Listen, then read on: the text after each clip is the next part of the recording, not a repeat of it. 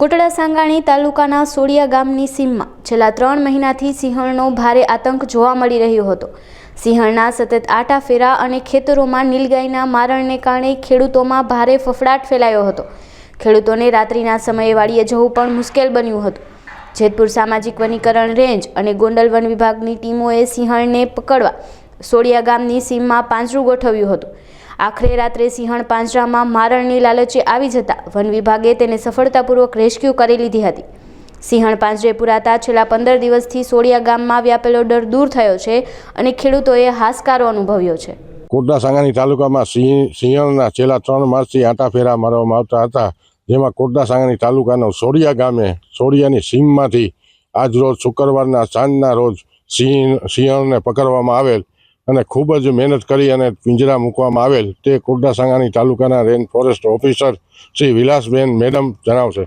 હું range forest officer Kotda Sangani છેલ્લા 3 માસથી સિંહણ કોટડા તાલુકામાં અલગ અલગ ગામોમાં અવરજવર કરતી હતી।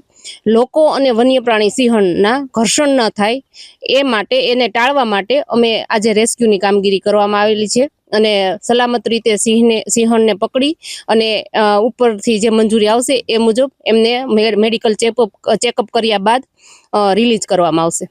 મેડમ, આ પિંજરા આજે કેટલા મૂકવામાં આવેલ હતા અને ક્યાંની ટીમ આવેલી હતી જે આ સિંહણને પકડેલ? આજે પિંજરા ટોટલ 2 મૂક્યા હતા। એક ભીડે પિંજરું હતું અને એક બીજું પિંજરું મૂકી અને એમાં અમારે અલગ અલગ ટીમમાં જેતપુરથી ટીમ હતી, ગોંડલ નોર્મલનો સ્ટાફ હતો અને કોટડા સાંગાણી તાલુકાનો સ્ટાફ હતો। મેડમ, આ છેલ્લા 3 માસથી તકલીફ હતી જે જાનહાની કંઈ થયેલ નથી, તે ખૂબ સરસ વાત છે અને આપની કામગીરી ખૂબ સુંદર કરવામાં આવેલ હતી। જે આપ તાત્કાલિક આ પિંજરા મૂકવામાં આવેલ તે અંગે શું?